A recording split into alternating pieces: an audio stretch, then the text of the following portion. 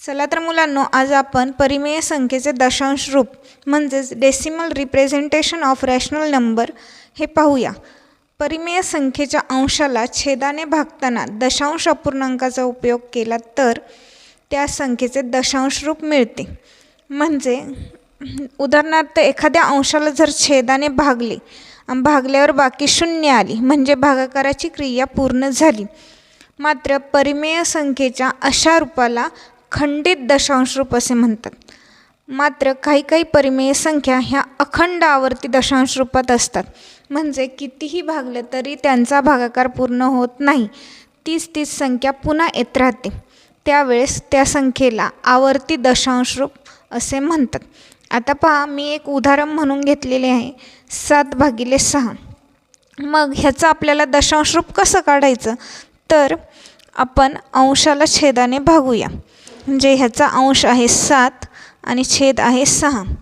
तर पहा, 6 एके 6, 7पेक्षा 6 हे छोटे आहे म्हणजे इथे भागाकार जाऊ शकतो। जर ही आतली संख्या भाजकापेक्षा छोटी असेल तर पहिल्यांदा इथे 0 लिहून पॉईंट घ्यायचा। मात्र नसेल म्हणजे ह्यातनं भाग जाण्यासारखे असेल म्हणजे 6 ही संख्या 7पेक्षा लहान आहे, म्हणून 7मधून आपण 6 वजा करू आणि भागाकार 1 लिहू शकतो। मग 7मधून 6 गेल्यावर बाकी राहते 1। त्यानंतर पुढे संख्या नसल्यामुळे आपण इथे पॉईंट घेऊया।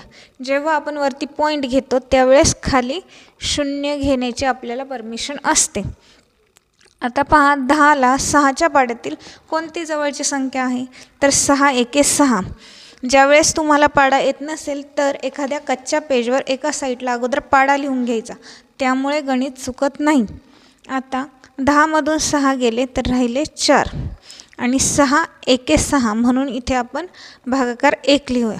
पुन्हा 0 घेतला तर 6च्या पाड्यात 40च्या जवळची कोणती संख्या आहे, तर 6 6 36 म्हणून बाकी राहिली 4। आता कितीही वेळा केलं तर हे 6 6 येतच राहणार आहे, म्हणजेच ह्याला मिळालेलं आहे आवर्ती दशांश रूप। म्हणून आपण ह्या 6च्या डोक्यावर आवर्तीचं चिन्ह द्यायचं, ह्यालाच आवर्ती दशांश रूप म्हणतात। मात्र ज्यावेळेस भागाकार पूर्ण होतो अशा वेळेस आपण पूर्ण खंडित दशांश रूप असं म्हणू शकतो। आता तुम्हाला मी हे दशांश रूप आवर्ती दशांश रूप कशा प्रकारे आहे ते समजून सांगितले। अशा प्रकारे जेव्हा छेदाची संख्या ही मोठी असेल त्यावेळेस पाडा तयार करून एका कच्च्या पेजवर लिहून